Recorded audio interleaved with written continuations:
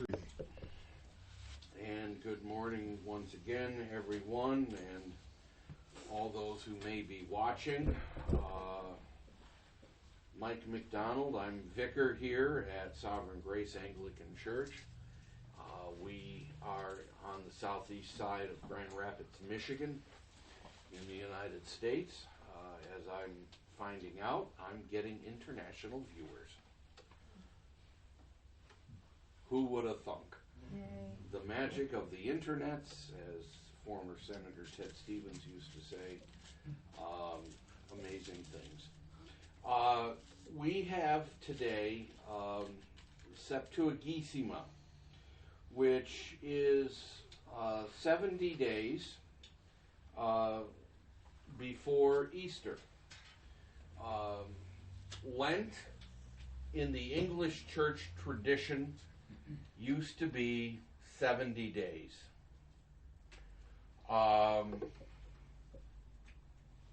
In Rome, in the Roman church, it was more like 40.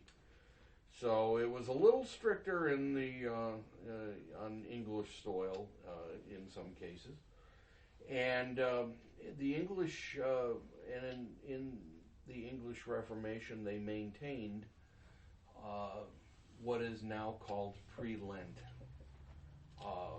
So there are 3 Sundays that are predate Lent, and so there is something that is preparatory for Lent itself. Lent is, for a guy who came out of a non-liturgical background, the church calendar has been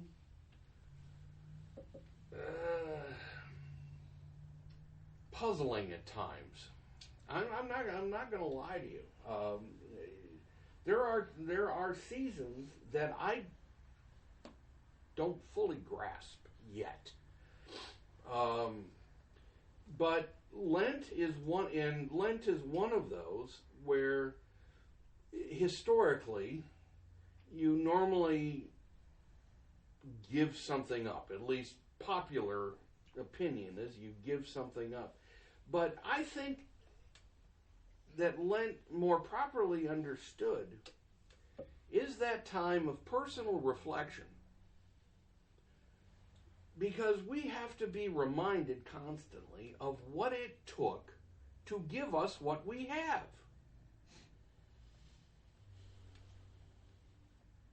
We have to be reminded of our sin. We have to be reminded of our sinfulness. We have to be reminded of what Adam and Eve brought into the world, which was sin itself, in their deliberate breaking of God's command not to go to the tree that they were not supposed to go to. In so doing, they brought down creation. All of this, then, in the Western Church, we focus on the incarnation, yes, because we have to understand that God himself had to come to fix it, to fix what we broke. But then we are concentrating on the actual act of redemption itself, which is the death and resurrection of Christ.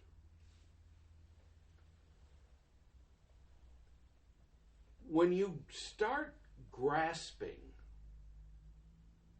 this concept that God himself bore our sin, and that God himself cast that sin, as the Psalter says, as far as east is from west, we really start honing in on what a truly loving God we have, that didn't just leave us in the dust. Now, in the gospel today, taken out of Matthew 20, this is the parable of the landowner, the vineyard owner, who goes out and hires people to work in his vineyard. He's hiring people as a day laborer. So he's contracting with them for a wage to be paid at the end of the day. That wage is fixed. In the ancient world, it would have been a denarius. It's translated as a penny in King James. Nonetheless, it's a fixed wage. It's a small coin. Now, over the course of the day, the owner keeps going into the town square to find people.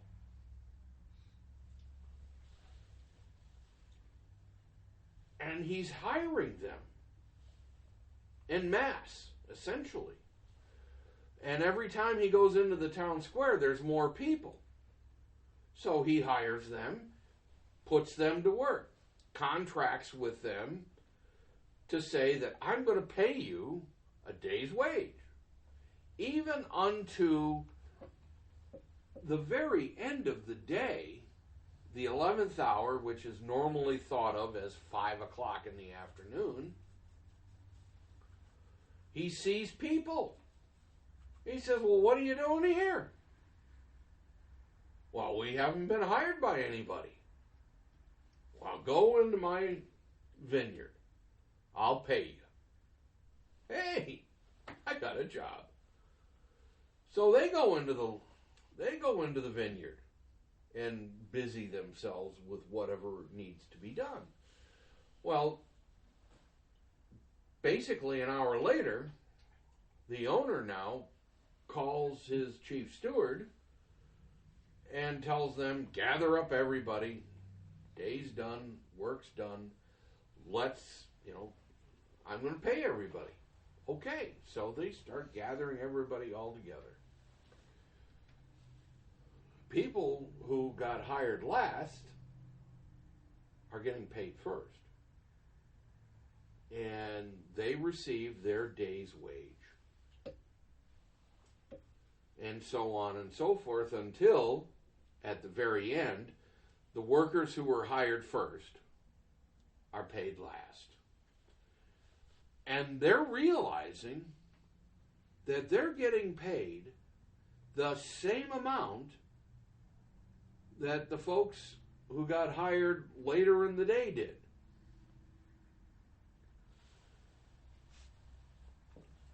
Here's where it gets interesting. These folks recognize they're only getting paid that denarius. Just like the people who only got hired an hour before quitting time. Wait a minute. Why are those folks getting paid the same amount that I'm getting paid? To our natural way of thinking, well, duh. This is unfair. Oh yeah, I mean, the old, you got many on the progressive side of the fence who'd look at that and say, well, wait just a minute, you can't be doing that. And the word that you get in response is with the question, hey, they've only been working for 1 hour, thou hast made them equal unto us, who have borne the burden and heat of the day.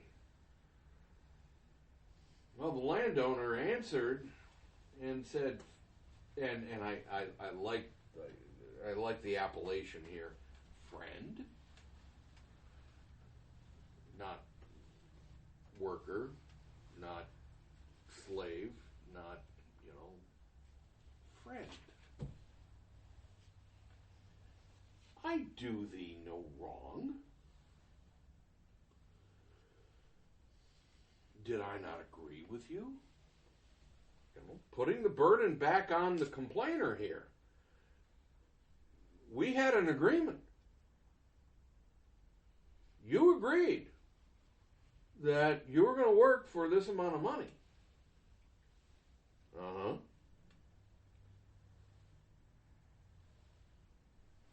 Take what's yours. Exactly what we contracted for.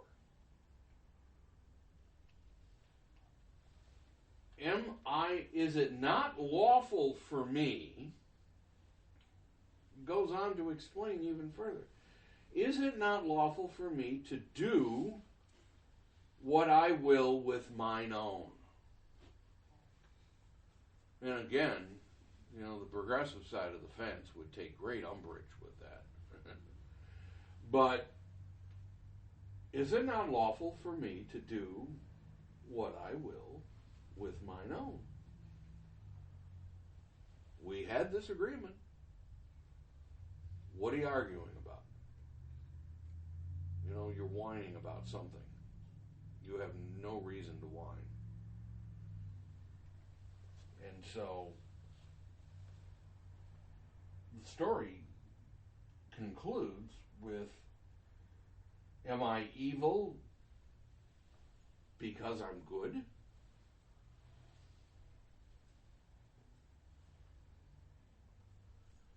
Well,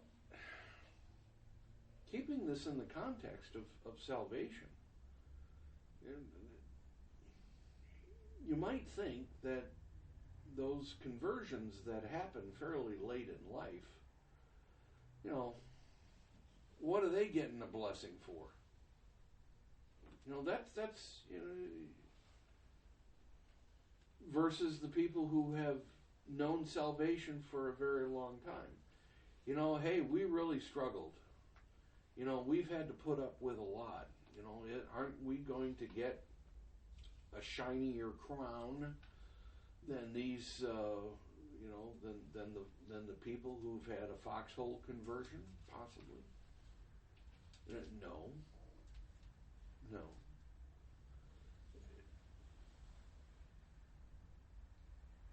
The fact is, we all have in this life the very same problem.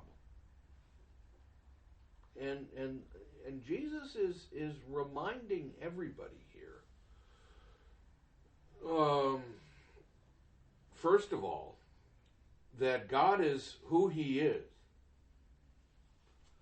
and that He has the right, He has crown rights. He's the property owner. He has the right to do as He sees fit. And we don't get a lot of input into that.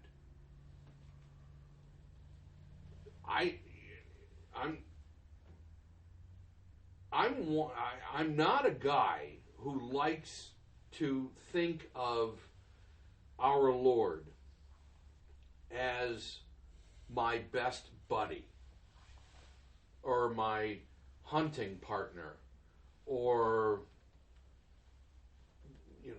choose your friend. That's not who God is. I have a lot of difficulty with some who like to market Jesus as strictly like a problem solver. That's not what Jesus, in hanging on the cross, I don't think that that's really what He was thinking about. Whether or not we are wearing blue socks or black socks today, it's not necessarily, I don't think that that's where the problem lies. The problem lies with our sinful condition. That's the level playing field here. Our Lord transcends our existence by so much. And so I have a tendency to look at our Lord from not that real immanent position, but rather the transcendent position. He is much bigger than me. And as Paul also says, as the apostle also says in Romans, that he's the potter, we're the clay. He does as he sees fit with the clay. And the clay can't say to the potter, well, I want to be this. No, you don't get that opportunity. And Jesus is saying here to the disciples, look, folks, salvation is coming. And it's going to happen even to the very end of this created order, when at one time you will hear a trumpet and you're going to see me coming face to face. You're going to see me visibly return.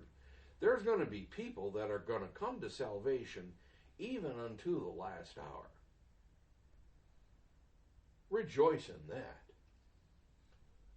Rejoice in the fact that there's going to be people that are going to be coming to faith even at the last hour. Don't begrudge them for anything. Rejoice in the fact that I'm bringing all my children home.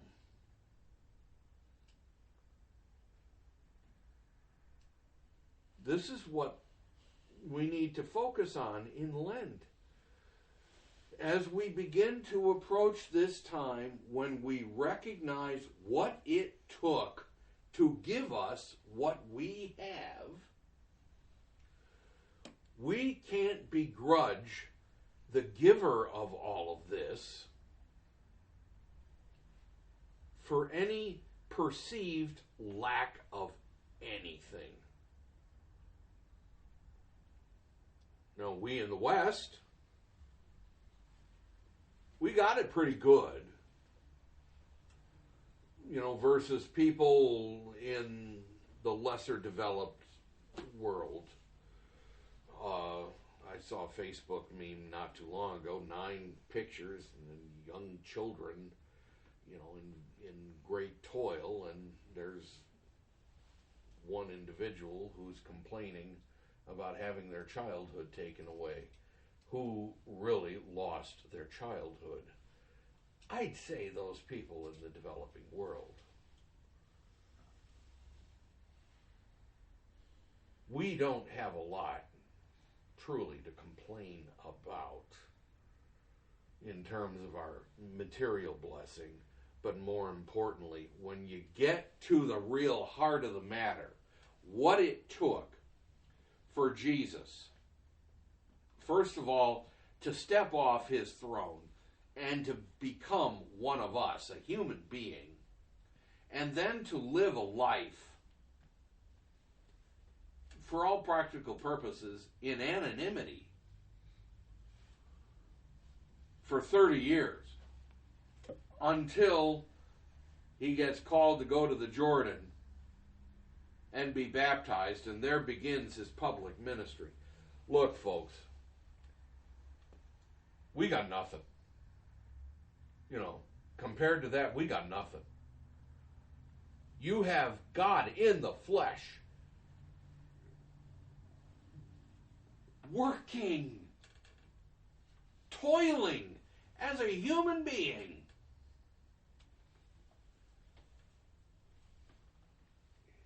I like to say it, because there are people who love these, that they do relic tourism, as that's the way I call it. Got to go to the holy places around the world. Got to go stand to the water next to Lourdes, or they got to go to Rome, or they got to go wherever they go. And they got to see the real cross, or they got to see, this cloth that looks like it may have been a burial cloth of Jesus, whatever it is. It doesn't matter to me, per se. But to think about, if you want to do the relic thing, if Jesus was a carpenter, wouldn't it be great to have a chair? You want to talk about Antiques Roadshow? Huh? Yeah, I got a chair made by Jesus. That's a relic, all right. Look, our sinful problem, to hammer the point once again, because we have to hear it all the time, our sinful problem is why he did what he did. And we don't have any right to complain about where we are and what we have. He has given us everything that we have, all that we have, he hath given us.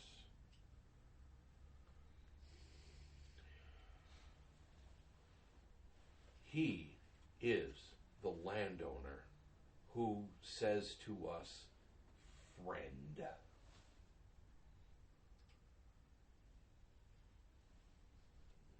For lack of a better way of putting it, don't bite the hand that feeds. We have so much to be grateful for. That we have a God who never left us. We have a God that will never leave us. We have a God who holds us closer than our next drawn breath.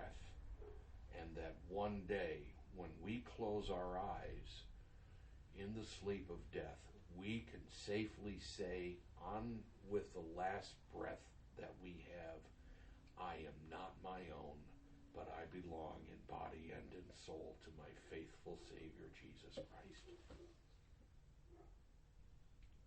This truly